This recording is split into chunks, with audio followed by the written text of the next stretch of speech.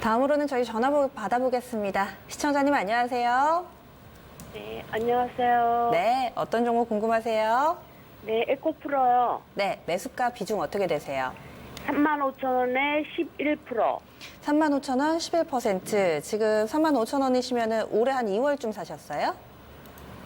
아니요. 훨씬 더 되셨어요? 예, 그쯤 됐나 본데요. 그럼 한 2달 정도 되셨군요. 네네. 지금 손실 보고 계시고 사실 산 이후에 계속해서 그럼 밀린 거잖아요. 그렇죠?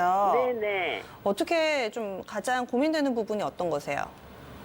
예, 조금 더 추가 매수해서 단가를 좀 추가 내려서 매수. 목표가 또 걱정이 되고. 네. 그러면 기간이나 어떻게 해야 자금은 되나 여유가 좀 있으신 거세요? 네네. 알겠습니다. 끊지 마세요.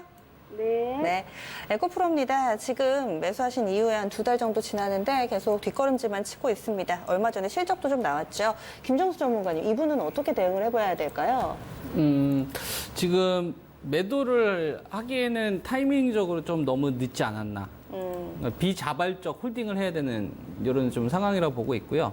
그 다음에 아까 저한테 이제 말씀을 좀 하셨는데, 추가 매수를 좀 해서 네. 단가를 좀 낮추고 싶다. 이제 비중이 이제 35,000원 정도 되시니까 추가 매수를 좀 하고 싶다 이거죠. 근데,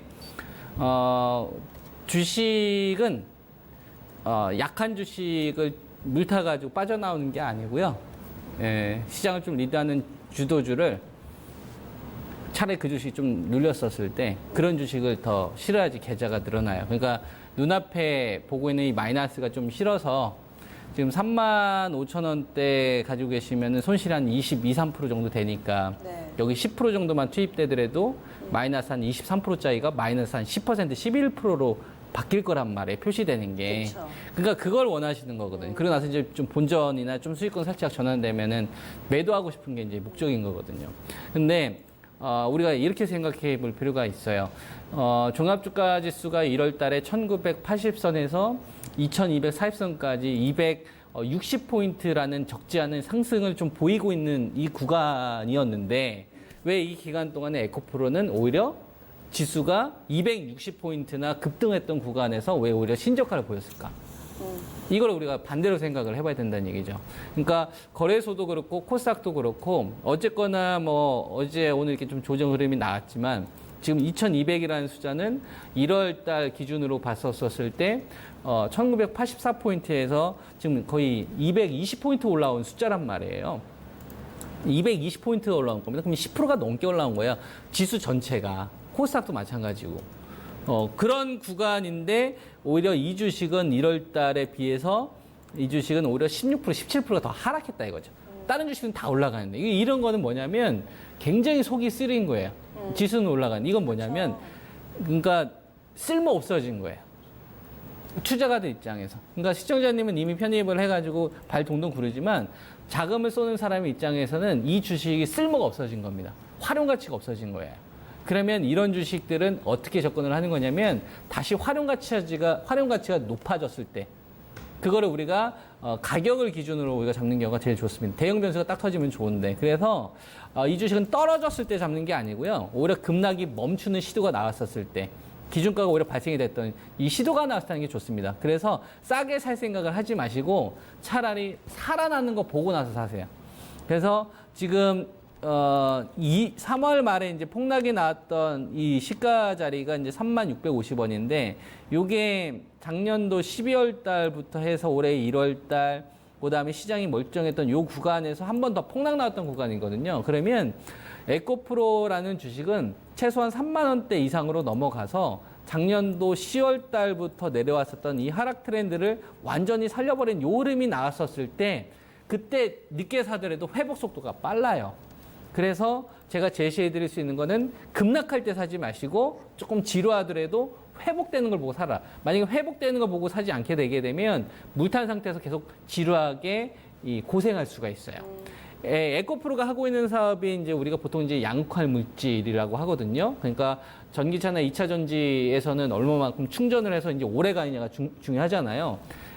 짧게 충전해가지고 최대한 오래 가려면 밀도가 높아야 돼요. 근데 이 밀도를 높이는 과정 속에서 이 기술력을 나눕니다.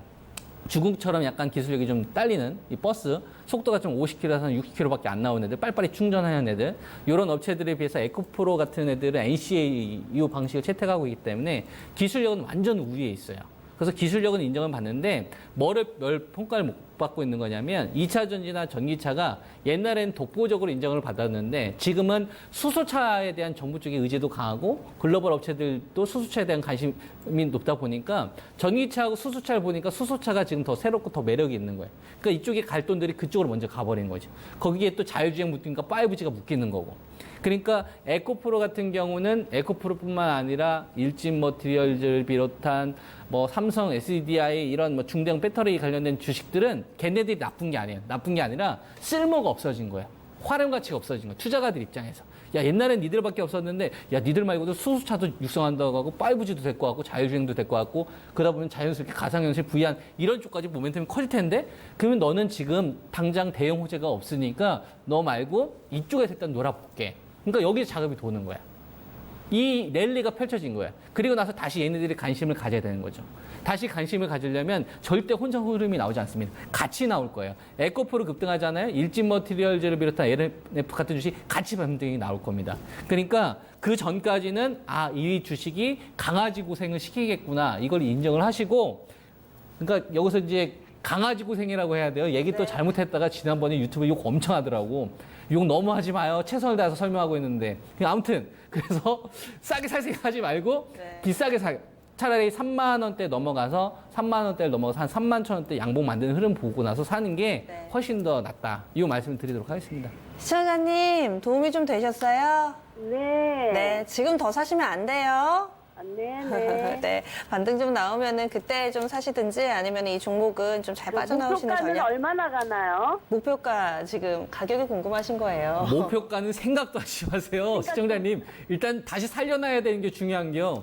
지금은 에코프로에 대해서 추가 매수를 하고 빠져나올 것이냐에 대한 기준을 잡는 가격대 3만 원대고 3만 천 원대가 나야지 그때 다시 뭐 목표가가 생긴다 이렇게 계산할 수가 있는 거예요. 그러니까 목표가는 지금 생각하지 말고 그 전까지는 계속 나한테 강아지 고생 시킬 테니까 그때까지는 나 아무리 유혹해도 나는 안 사야지.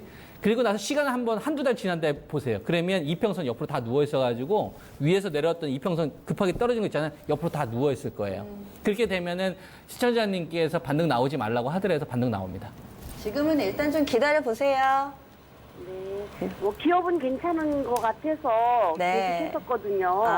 얘기했잖아요. 좀 기술력은 많이 제일 낮았어요. 위에 있다고. 중국 네. 애들이 이런 애들 많이 좋아해요. 기술력은 제일 위에 있어요. 양극할 물질 관련돼 가지고는. 시장에서 인정받을 때가 올 겁니다. 조금은 좀 이렇게 진득하니 기다려 주시고요. 3만 원 소폭하면 다시 연락 주세요. 네, 감사합니다. 에코프로 봐드렸습니다.